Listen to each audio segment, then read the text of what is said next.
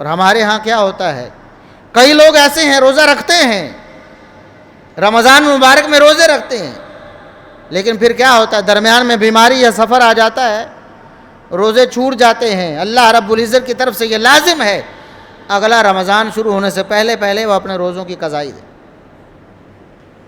عموماً یہ سستی مسلمانوں سے ہو جاتی ہے، گھر میں موجود ہیں تو روزے رکھ رہے ہیں، صحت مند ہیں تو روزے رکھ رہے ہیں، بیمار ہوئے یا سفر پیش آ گیا روزے چھوڑ دیے، پھر اگلا رمضان آ گیا روزوں کی قضائی نہیں دی۔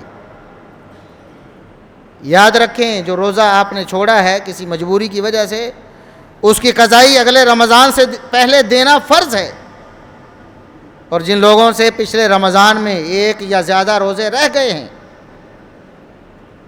خواتین میں عموماً یہ ہوتا ہے کہ اللہ رب العزت کی طرف سے ان پر تکلیف کے ہر مہینے کچھ ایام آتے ہیں، رمضان مبارک میں بھی آ جاتے ہیں،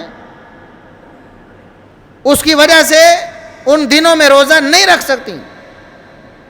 اللہ رب العزت نے پابندی بھی لگا دی ہے کہ ان دنوں میں عورت نے روزہ نہیں رکھنا، یہ اللہ کی شفقت ہے، روزہ نہیں رکھ سکتی۔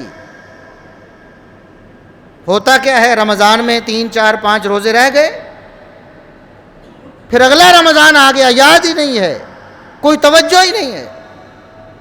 یہ بالکل ایسے ہی ہے جیسے رمضان مبارک میں کوئی جان بوجھ کے روزہ چھوڑ دے، صحت مند ہوتے ہوئے، گھر میں مقیم ہوتے ہوئے بھی جان بوجھ کے روزہ چھوڑ دے۔ جتنا جرم اس کا ہے اتنا ہی جرم یہ ہے کہ رمضان میں مجبوری کی وجہ سے روزے رہے ہیں، لیکن اگلا رمضان آنے سے پہلے اس نے روزے ادا نہیں کیے۔ تو جن لوگوں کے روزے پچھلے رمضان میں مرد یا عورت، جوان، کسی کے بھی رہ گئے ہیں، کسی عارضے کی وجہ سے، بیماری یا سفر کی وجہ سے، وہ اب رمضان شروع ہونے سے پہلے اپنے روزوں کو پورا کر۔ ابھی موقع ہے، ابھی 9 دن باقی ہیں، 8 دن باقی ہیں۔ آج 21 شعبان ہے،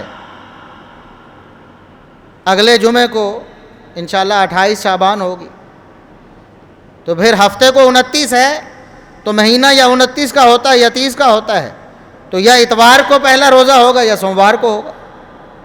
تو ابھی موقع ہے، جن کے روزے پچھلے رمضان میں رہ گئے ہیں وہ اگلا رمضان شروع ہونے سے پہلے ہر صورت میں اپنے روزوں کو پورا کریں،